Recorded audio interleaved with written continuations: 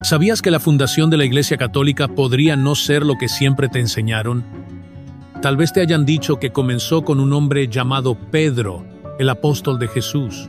Pero, ¿y si te dijera que la historia real es mucho más profunda y en algunos aspectos, incluso contradictoria? Lo que estás a punto de descubrir podría cambiar no solo tu comprensión de la religión, sino también de la historia misma. ¿Quién decidió que Pedro debía ser el líder de la iglesia?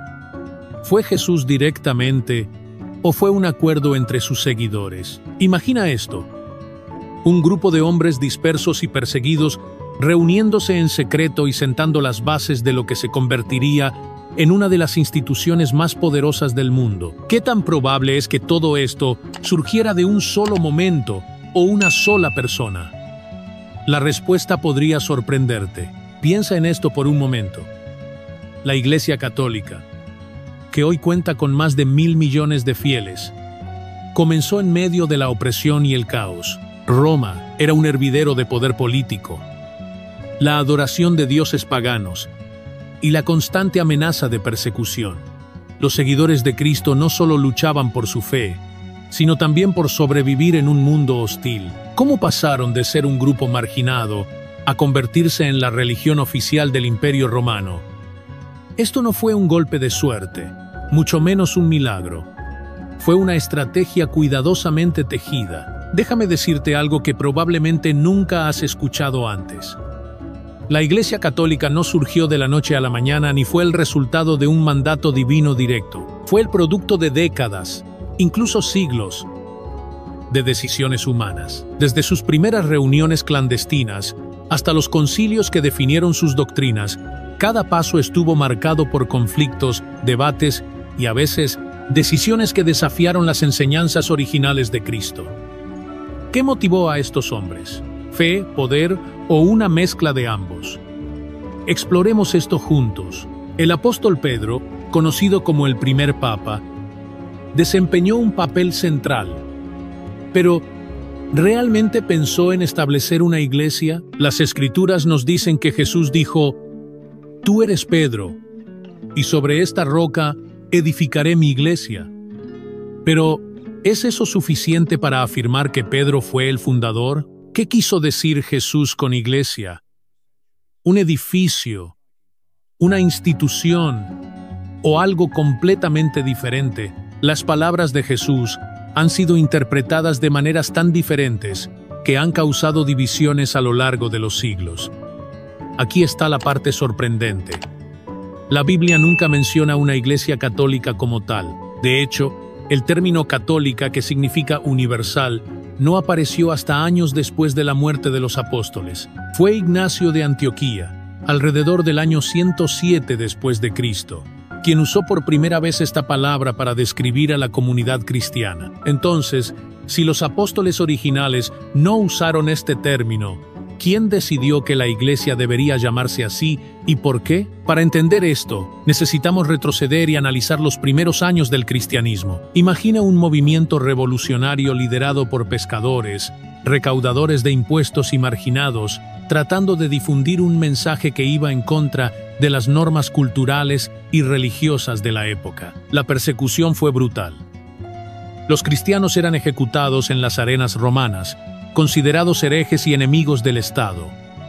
¿Cómo pasó este grupo marginado de ser cazado a ganarse el favor de los emperadores? Aquí es donde entra en juego Constantino el Grande.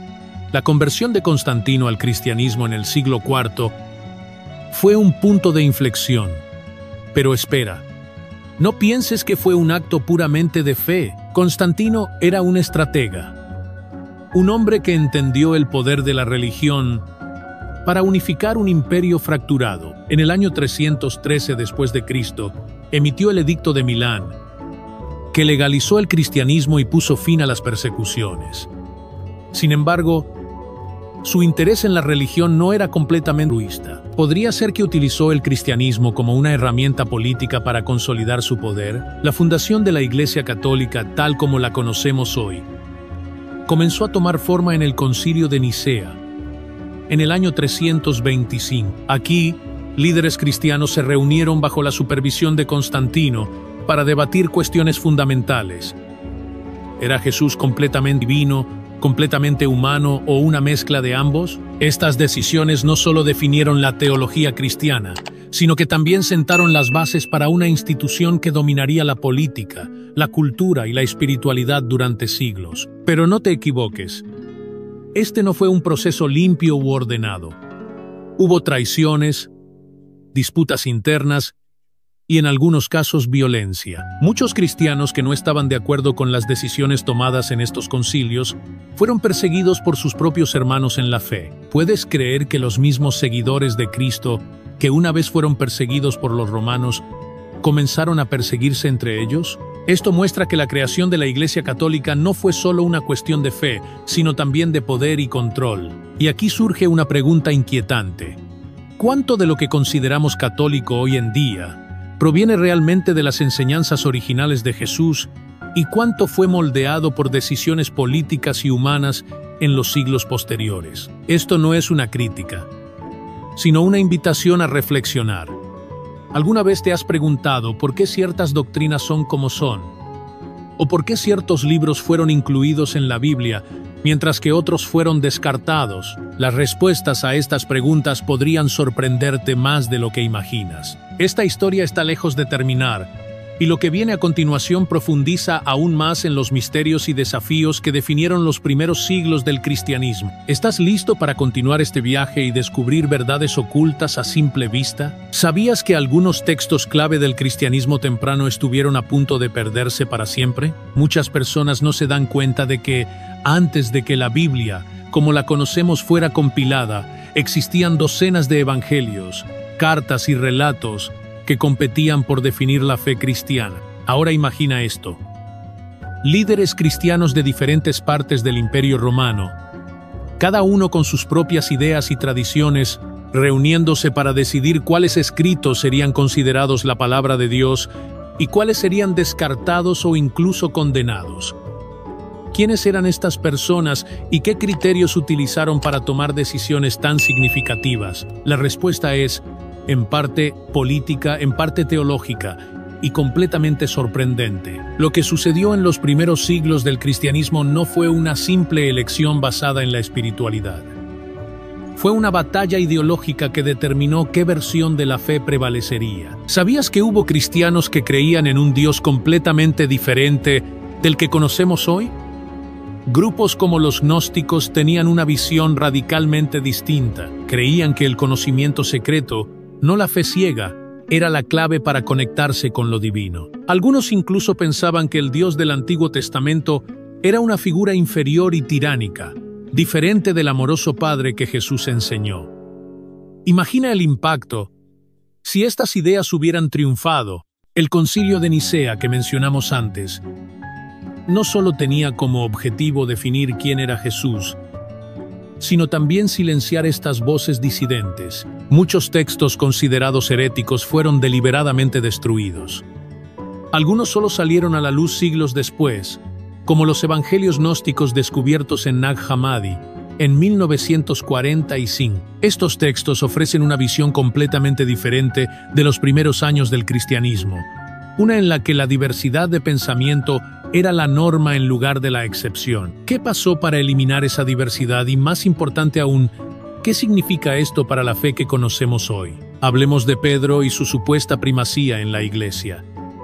Mientras que la tradición católica sostiene que fue el primer papa, la evidencia histórica es mucho más ambigua. En el libro de los Hechos, Pedro desempeña un papel importante, pero nunca se le describe como el líder absoluto. De hecho, en el Concilio de Jerusalén, un evento clave en el cristianismo temprano, parece que Santiago, el hermano de Jesús, ocupaba una posición más prominente. Entonces, ¿de dónde viene la idea de que Pedro fue la roca sobre la cual se fundó la Iglesia? Aquí es donde entra en juego una mezcla de interpretación teológica y construcción institucional. ¿Puedes imaginar que uno de los pilares de la Iglesia podría estar basado más en la tradición que en pruebas históricas directas? Otro aspecto intrigante es el papel de Roma. ¿Por qué se convirtió en el centro del cristianismo cuando Jesús vivió y murió en Jerusalén? La respuesta está profundamente arraigada en la política imperial romana. Roma no solo era la capital del imperio, sino también un símbolo de poder universal. Al establecer su base allí, la Iglesia Católica buscó no solo autoridad espiritual, sino también legitimidad política. Esto explica por qué los primeros papas trabajaron arduamente para consolidar su poder en la ciudad y extender su influencia a otras regiones. Pero no fue un camino sencillo. El desarrollo de la Iglesia Católica estuvo lleno de conflictos internos.